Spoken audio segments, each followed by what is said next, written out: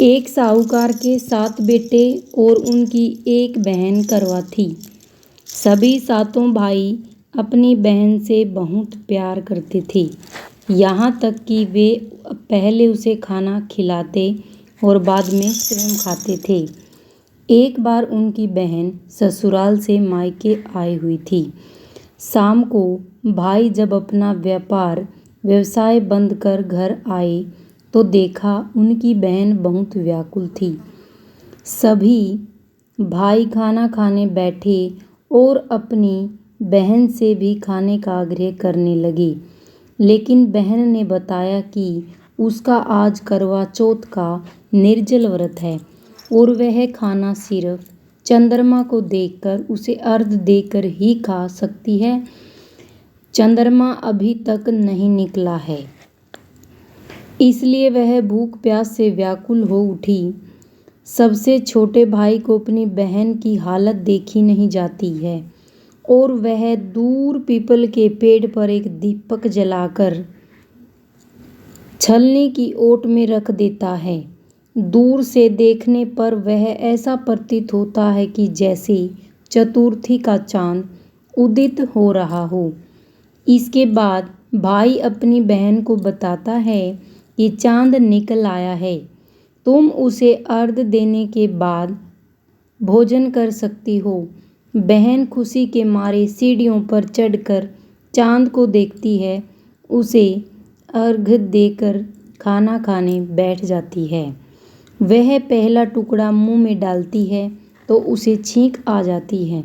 दूसरा टुकड़ा डालती है तो उसमें बाल निकल आता है और जैसे ही तीसरा टुकड़ा मुंह में डालने की कोशिश करती है तो उसके पति की मृत्यु का समाचार उसे मिलता है।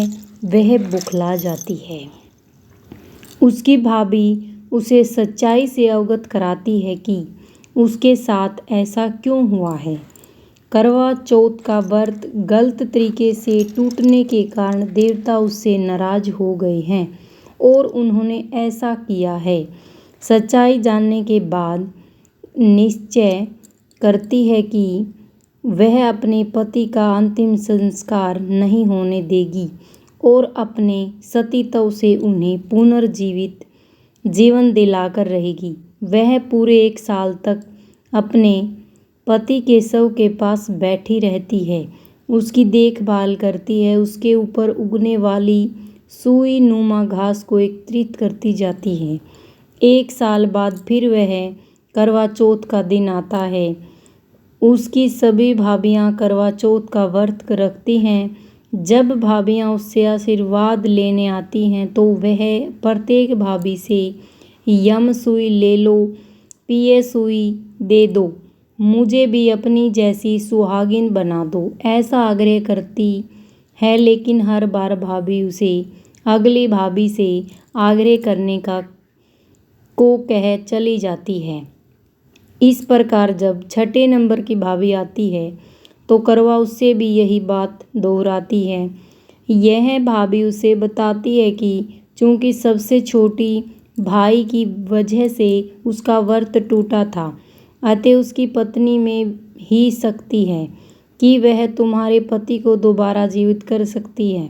इसलिए जब वह आए तो तुम उसे पकड़ लेना और जब तक वह तुम्हारे पति को जिंदा न कर दे उसे नहीं छोड़ना। ऐसा कहकर वह चली जाती है। सबसे अंत में छोटी भाभी आती है। करवा उनसे भी सुहागिन बनने का आग्रह करती है, लेकिन वह टाल मटोल करने लगती है।